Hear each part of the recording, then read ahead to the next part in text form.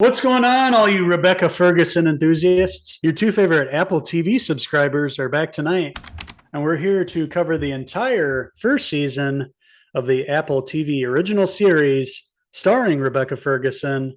We're talking about the show Silo.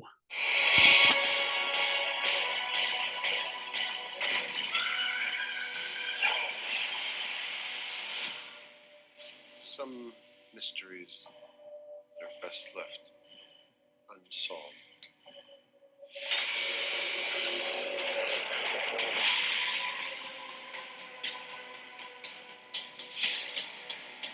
That's right. Me and this guy reviewed the first episode of Silo a few months back, and we finally got around to finishing this first season, the 10 episode run. Just finished up last week, so we got around to seeing how the show all ends. But as you guys remember, this is like a dystopian sci-fi futuristic show having to do with the 10,000 remaining people that live underground in the silo. You go outside, you end up dying, and they're trying to dive into exactly why that happens and why they're stuck in the silo. An interesting setup and story. Great cast that they assembled for this sci-fi dystopian show.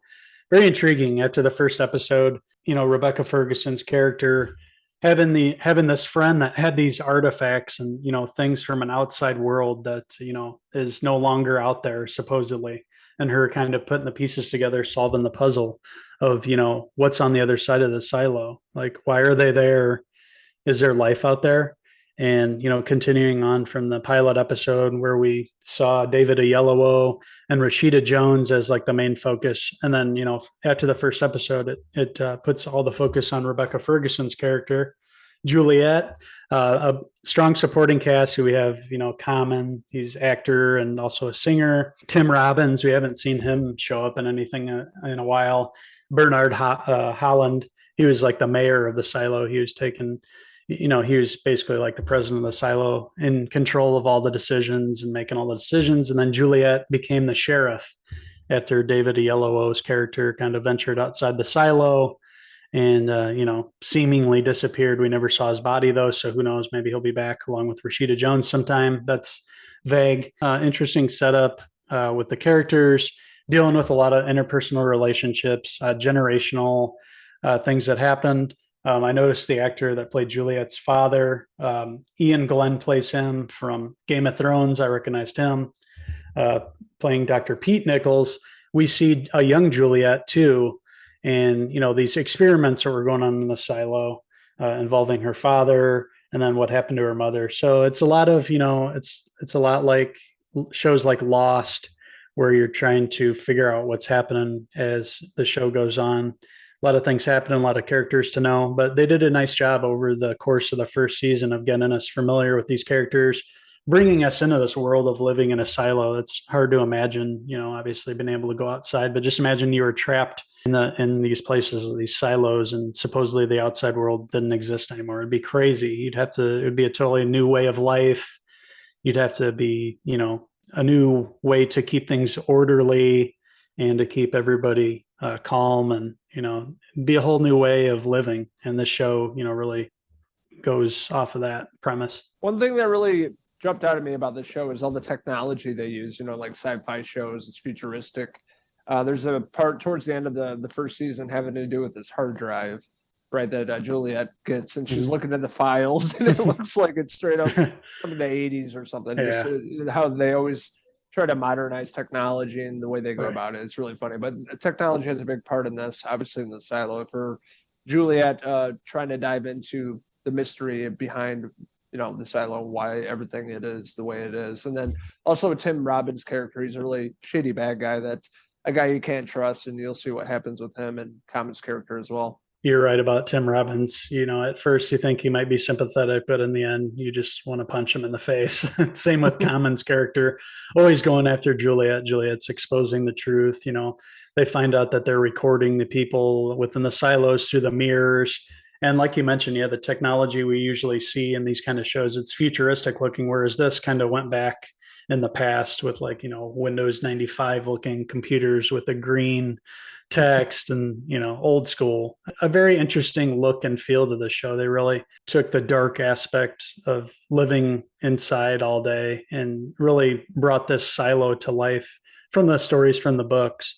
It's very bleak and dark and gritty. And Rebecca Ferguson is really great in this role. You believe her growing up in the silo and having to, find out how to survive and, get past all the lies that everybody's been fed and go after the truth, and when her life's at stake, her family's life at stake, and then all her friends that she has. So she has to walk a fine line when she's sheriff because she always has people watching her and, bad things happen to the people she knows. Another powerhouse performance by Rebecca Ferguson. Huge fan of hers. I thought she did a really great job as Juliet in the sci-fi series and really the main focal point, and her trying to understand and figure out what's going on here and if she can get outside of the silo and go out and find out if it's all real or if it's all bullshit, essentially. And they kind of set that up at the very end of the last episode of season 1 leading up into season 2, what's, what all the possibilities are and what's out there outside of the silo. So it's really interesting. Love the supporting cast, love the story. Great series. I was really excited to watch each episode each week to see what happens, and I want more. So with that being said, I'm going to give the first season of Silo streaming Apple TV Plus a 4 out of 5 Rebecca Ferguson hair pieces. I had never heard of the book series or heard anything about this, just knew Rebecca Ferguson was the lead. So I'm glad I checked out the pilot episode and it drew me in right from the get-go.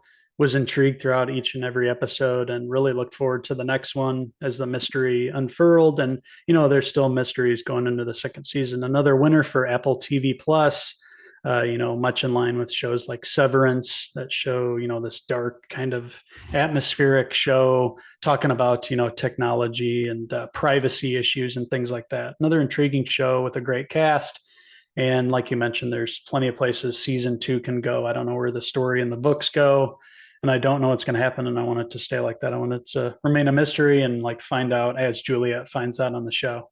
So with that being said, I'm very much looking forward to season 2. And I'm going to give season 1 of Silo a 4 out of 5 common hair pieces.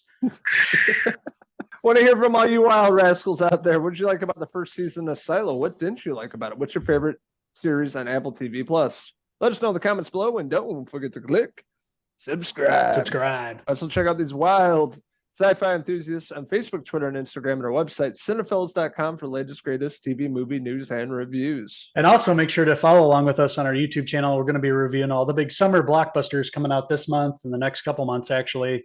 Mission Impossible next week, continuing on from that with Oppenheimer, Barbie, all of the good movies coming out. We are really looking forward to watching them. And some TV shows that are going to be premiering as well. We'll be back to review all those for you and let you guys know if you should definitely check them out or wait till they come home or just don't watch it all. So thank you guys for watching our review of the first season of Silo on Apple TV Plus.